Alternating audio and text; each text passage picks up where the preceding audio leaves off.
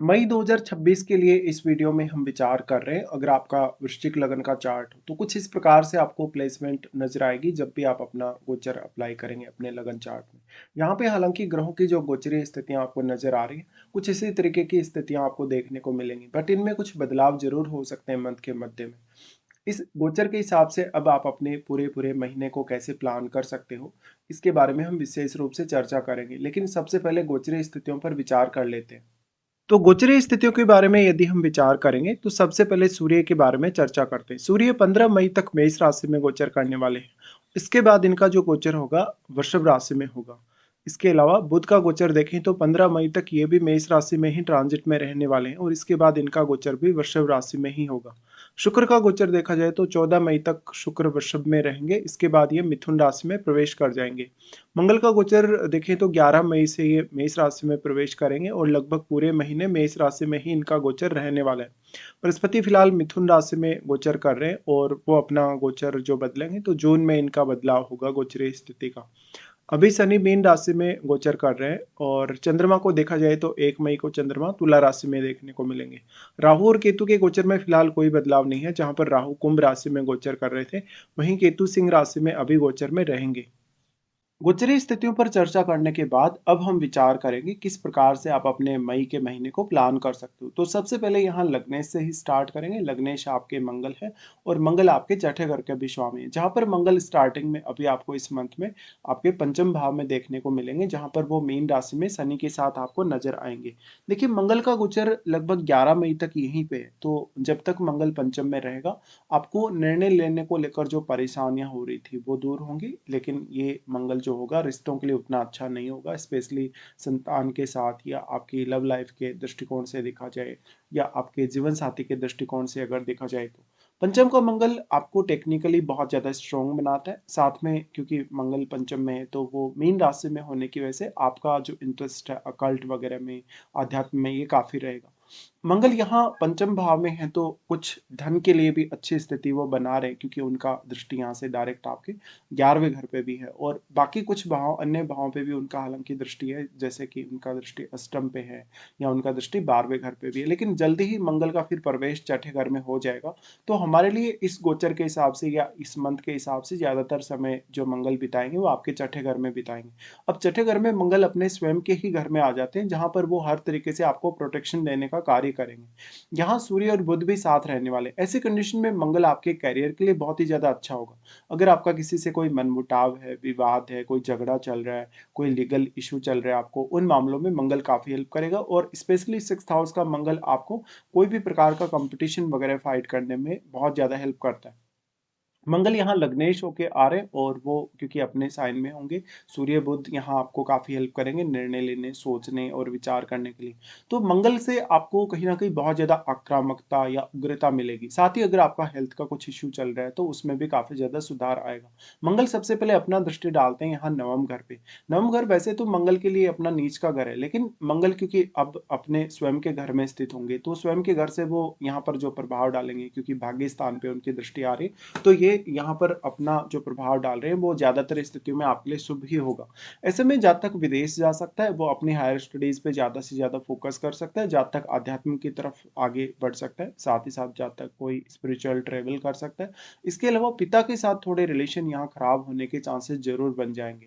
मंगल की दृष्टि नवम पर होने से आप अपने गुरुजनों के साथ या जो भी लोग आपके साथ जुड़े हैं, इस प्रकार के जो लोग आपको लगातार गाइड करते रहते हैं या जो भी आपकी लाइफ में पिता तुल्य लोगों से आपका संपर्क है, उन लोगों के साथ थोड़ा बहुत मतभेद कभी कभी नजर आ सकता है। इस प्रकार का जातक स्पिरिचुअलिटी में या इस प्रकार के कार्यों में काफी ज्यादा इंटरेस्ट दिखाएगा। फिर मंगल का यहाँ से दृष्टि आ जाते हैं आपके 12वें घर पे।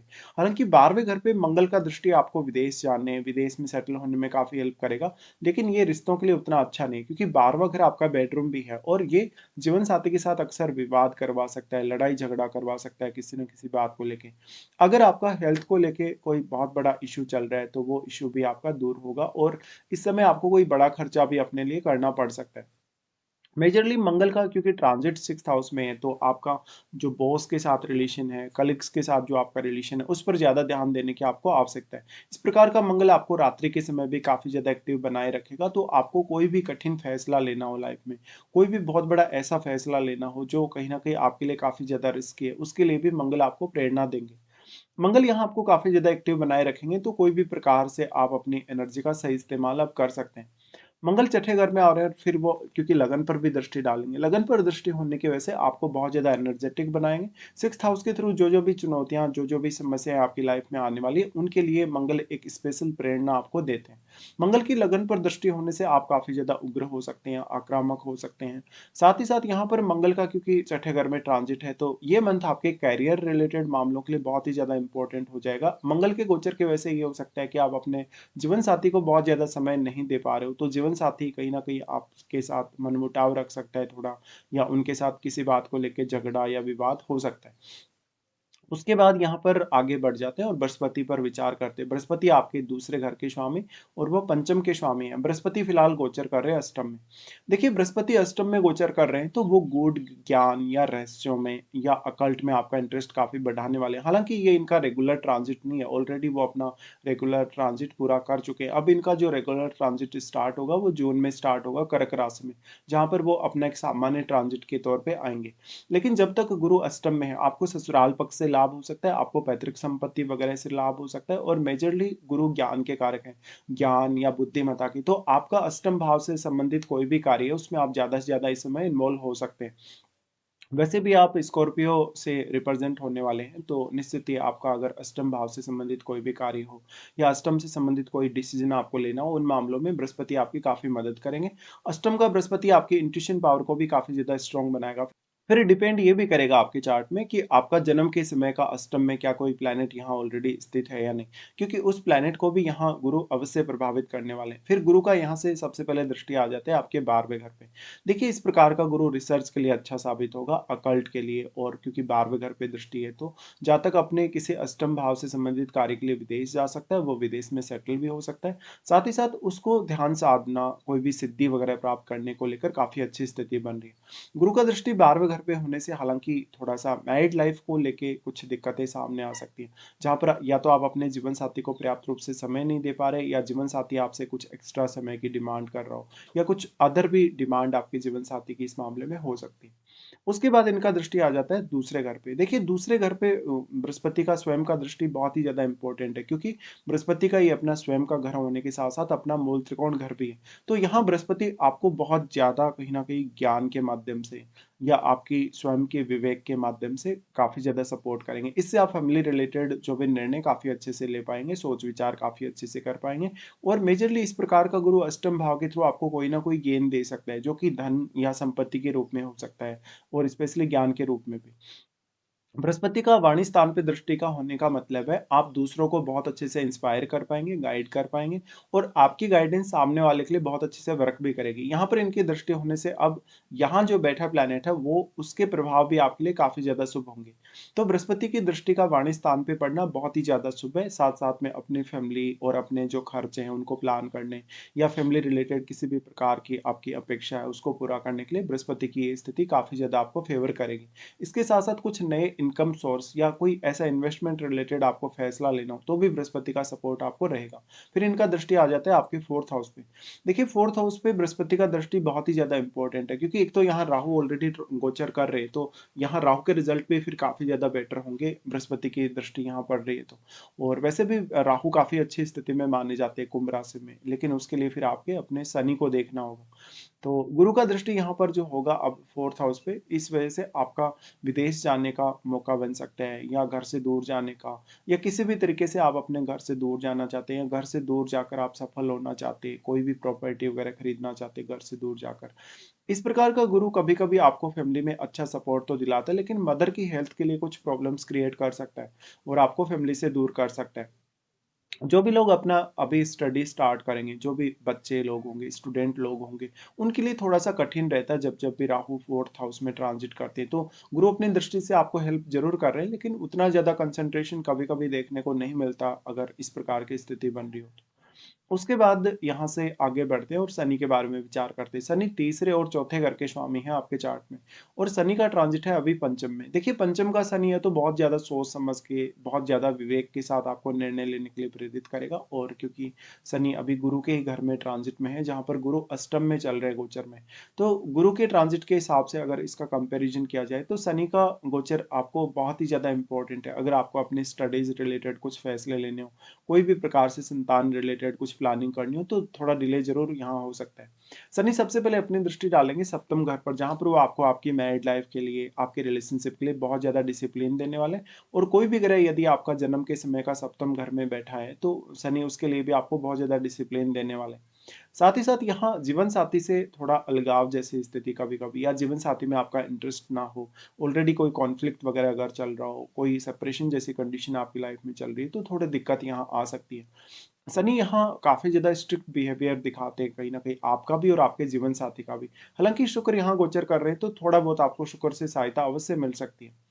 शनि का उसके बाद दृष्टि आ जाता है 11वें घर पे, जहां पर आपको शनि आपके अर्निंग्स रिलेटेड काफी ज्यादा डिसिप्लिन लाने वाले हैं। वो आपके नेटवर्क में भी काफी अच्छे लोगों को जोड़ने वाले हैं। इसके साथ साथ आपकी अपेक्षाएं पूरी करने के लिए आपको थोड़ी मेहनत जरूर यहाँ करनी पड़ेगी।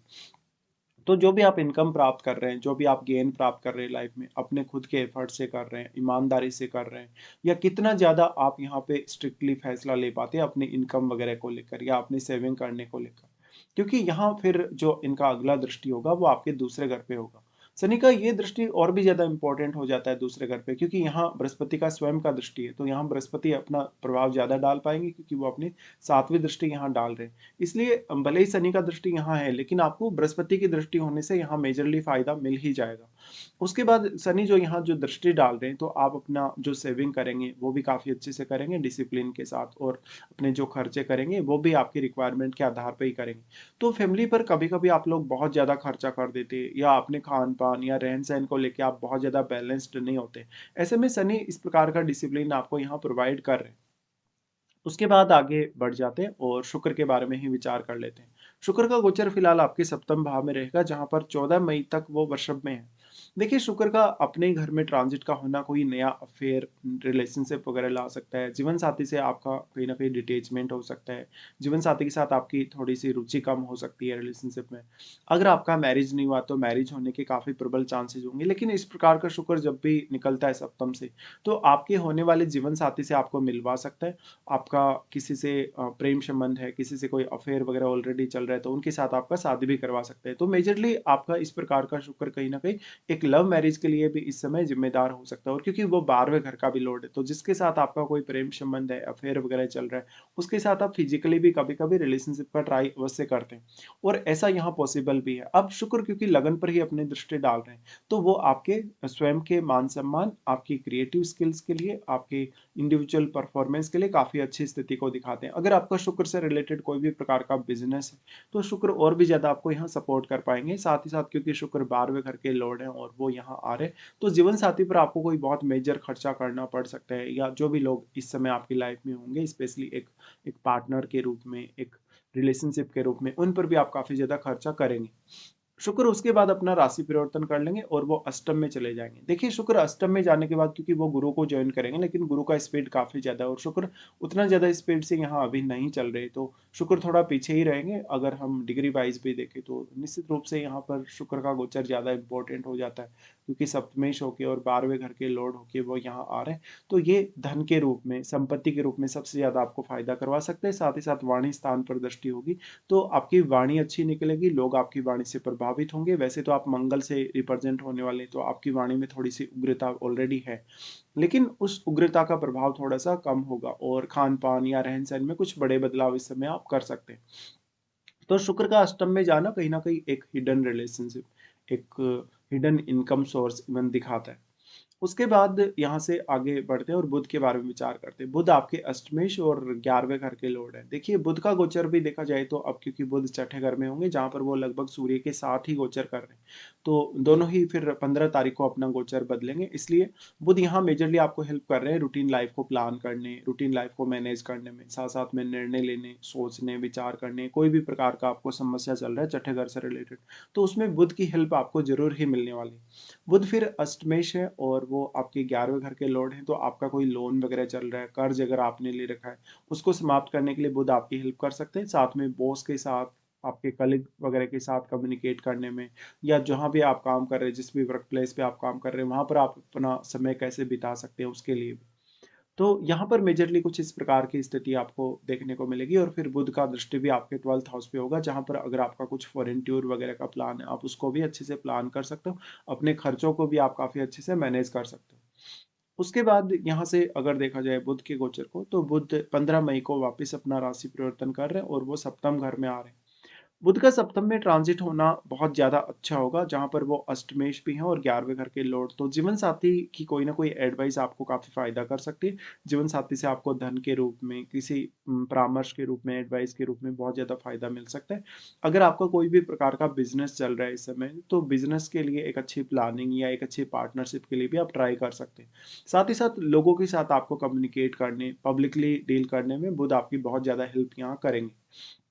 उसके बाद चंद्रमा को देखते हैं। चंद्रमा आपके 9वें घर के स्वामी। फिलहाल चंद्रमा का गोचर आपके 12वें घर में रहेगा। स्टार्टिंग में लगभग ये 2 दिन के लिए आपके 12वें घर में रहेंगे। देखिए, चंद्रमा का 12वें घर में होना थोड़ा ज़्यादा आपको इमोशनल बना सकता है, ओवरथिंकिंग दे सकता है और कुछ गलत फैसले लेने के लिए भी बाध्य कर सकता है कभी-कभी। चंद्रमा उसके बाद लगन में आ जाएँगे, जहाँ पर आप और भी ज़्यादा ओवर इमोशनल होंगे, क्योंकि चंद्रमा यहाँ नीच की स्थिति में आ जाएँगे। इससे अचानक आपका कोई बड़ा ट्रैवल हो सकता है। आपको स्पिरिचुअलिटी में या नवम भाव से रिलेटेड किसी भी कार्य में चंद्रमा ज़्यादा रुचि दे सकते हैं। लेकिन आप अपने स्ट्रेस से बचें, एंग्जायटी वगैरह से बचें, इसके लिए आप मेडिटेशन वगैरह का भी सहारा ले सकते हैं। उसके बाद चंद्रमा आ रहे हैं आपके दूसरे घर में, जहाँ पर वो धनु राशि में होंगे और यहाँ वो गुरु से दृष्ट होंगे। निश्चित रूप से यहाँ चंद्रमा आपको ज़्यादा फायदा कर सकते हैं। वो आपको धन के रूप में, संपत्ति के रूप में कोई फायदा कर सकते हैं और आपकी मदर से भी आपको कुछ लाभ मिलने के चांसेस होंगे, या मदर की कोई ना कोई एडवाइस आपके धन को लेके, आपकी संपत्ति को लेके यहाँ हो सकती है। फिर चंद्रमा थर्ड हाउस में आएँगे। थर्ड हाउस में आएँगे तो ये आपके कम्युनिकेशन के लिए बहुत बेटर होगा। आप लोगों के साथ बहुत अच्छे से जुड़ पाएँगे, कम्युनिकेट कर पाएँगे, या अपना कोई भी फैसला आपको लेना है ट्रैवल वगैरह करने के लिए, उसको आप चेंज कर पाएँगे या नया फैसला ले पाएँगे। चंद्रमा का दृष्टि फिर यहाँ अपने ही घर पे आ जाता है, जहाँ पर वो आपको कहीं न कहीं काफ़ी ज़्यादा अध्यात्म में या धार्मिक मामलों में रुचि देने वाले हैं, या ऐसा कोई ट्रैवल भी यहाँ आपको चंद्रमा दे सकते हैं। उसके बाद सूर्य पर विचार करते हैं। सूर्य 10वें घर के लॉर्ड हैं। फिलहाल सूर्य का गोचर स्टार्टिंग में देखा जाए तो छठे घर में होगा, जहाँ पर सूर्य उच्च की स्थिति में होंगे। देखिए, उच्च की स्थिति का सूर्य हमेशा आपको हेल्प करेगा, किसी भी प्रकार की कोई भी समस्या छठे घर से रिलेटेड अगर आपकी लाइफ में है, तो आप बहुत ही अच्छे से उसका सामना कर पाएँगे। साथ में सूर्य का दृष्टि 12वें घर पे होगा, जो कि आपको विदेश से जोड़ सकता है, विदेश से काफ़ी फ़ायदे भी करवा सकता है। अगर आपके करियर या बिज़नेस का संबंध विदेश से है, इम्पोर्ट-एक्सपोर्ट वगैरह से है, तो यहाँ पर आपको काफ़ी फ़ायदा मिल सकता है। उसके बाद यहाँ से सूर्य अपना राशि परिवर्तन कर लेंगे, वो आपके सप्तम घर में ट्रांजिट में आ जाएँगे 15 तारीख से। 15 तारीख से सूर्य का यहाँ आना आपके जो पार्टनर है, आपका जो जीवन साथी है, उसको करियर के प्रति बहुत ज़्यादा डेडिकेटेड बना देगा। जीवन साथी आपके करियर में अपना बहुत मेजर रोल निभा सकते हैं, और क्योंकि सूर्य 10वें घर के लॉर्ड होने की वजह से यहाँ पर आपको पर्सनली नेम फेम के लिए, सामाजिक रूप से प्रतिष्ठा पाने के लिए सूर्य की स्थिति काफ़ी अच्छी रहेगी। अगर आप पॉलिटिक्स वगैरह में हैं, अगर आप किसी बहुत बड़े सरकारी पद के लिए तैयारी कर रहे हैं, पदोन्नति वगैरह के लिए अगर तैयारी कर रहे हैं, तो सूर्य का गोचर आपको काफ़ी ज़्यादा फेवर करने वाला है। उसके बाद हम यहाँ से आगे बढ़ जाते हैं। अब देख लेते हैं कौन-कौन से आपके लिए इस मंथ में अच्छे दिन हैं, कौन-कौन से कुछ खराब दिन भी आपके सामने आने वाले हैं। देखिए, वैसे तो हम यहाँ राहु केतु के बारे में पहले काफ़ी बार चर्चा कर चुके हैं, तो राहु और केतु के लिए इस समय कोई खास चर्चा हम नहीं करने वाले। सबसे पहले अच्छे दिनों की बात करते हैं। अच्छे दिनों में आपके लिए 5 से 7 तारीख तक और 16 से 19 तारीख तक, ये दिन काफ़ी ज़्यादा अच्छे निकल के आ रहे हैं। अगर आपका कोई भी ऐसा कार्य है जो बार-बार प्रयास करने पे भी नहीं बन पा रहा, जिस कार्य में आपको अपना एफर्ट बार-बार लगाना पड़ रहा है, प्रयास बार-बार करने पड़ रहे हैं, तो आपको इन दिनों को चुनना चाहिए उन कार्यों को पूरा करने के लिए। फिर हम विचार कर लेते हैं कौन-कौन से ऐसे दिन हैं जहाँ पर आपको कुछ डिफ़िकल्टीज़ सामने आ सकती हैं। मेजरली जब चंद्रमा का गोचर मेष राशि में होगा, तो 14 और 15 को ये स्थिति बनेगी। इस दौरान आपके लिए रूटीन को प्लान करना उतना आसान नहीं होगा। आपके बॉस या आपके कलीग आपका थोड़ा फ़ायदा उठा सकते हैं। यहाँ पर आपके ऊपर थोड़ा मेंटल प्रेशर हो सकता है। हालाँकि वहाँ पर 3-3 ग्रहों का गोचर है ऑलरेडी, लेकिन यहाँ पर आपको अपने आप को बहुत ज़्यादा व्यवस्थित करना पड़ेगा। आपके रूटीन को बहुत ही अच्छे से आपको स्ट्रॉन्ग रखना पड़ेगा, और जो-जो भी काम आप जिस-जिस समय पर करना चाहते हैं, हैं, उनको आपको उसी समय पे अंजाम देना होगा। अगर आपका रूटीन डिस्टर्ब होता है, तो आपके बाकी बहुत सारे कार्य डिस्टर्ब हो सकते हैं और आपको आर्थिक रूप से नुकसान भी हो सकता है। चंद्रमा का गोचर फिर जब मिथुन में होगा, 18 और 19 को ये स्थिति बनेगी, ये थोड़ा स्ट्रेस वाला समय रहेगा, एंग्जायटी वाला समय रहेगा। इस समय कोई ऐसी घटना आपके साथ हो सकती है जो आप किसी के सामने जाहिर न कर पाए। 18 और 19 को आपको आर्थिक रूप से कुछ बड़े उतार-चढ़ाव दिख सकते हैं या आर्थिक रूप से कोई बड़ा लाभ भी मिल सकता है। चंद्रमा का गोचर फिर जब आपके 12वें घर में होगा, ये विदेश यात्रा के लिए काफ़ी अच्छा है। विदेश यात्रा के साथ-साथ कोई भी प्रकार की आप प्लानिंग कर रहे हैं ऐसी, तो उसके लिए भी अच्छा है। लेकिन 12वें घर का चंद्रमा थोड़ा ज़्यादा इमोशनल बना देता है कभी-कभी, या ज़्यादा कहीं न कहीं समस्याएँ देता है। कोई भी बहुत मेजर डिसीज़न, कोई भी बहुत बड़ा इम्पोर्टेंट डिसीज़न अगर आपको अपनी लाइफ़ के लिए लेना है, तो आप इन दिनों में थोड़ा-सा अवॉइड करके चल सकते हैं। तो फिलहाल हमने पूरा डिस्कस किया। फिलहाल आपको वीडियो देखने के लिए धन्यवाद।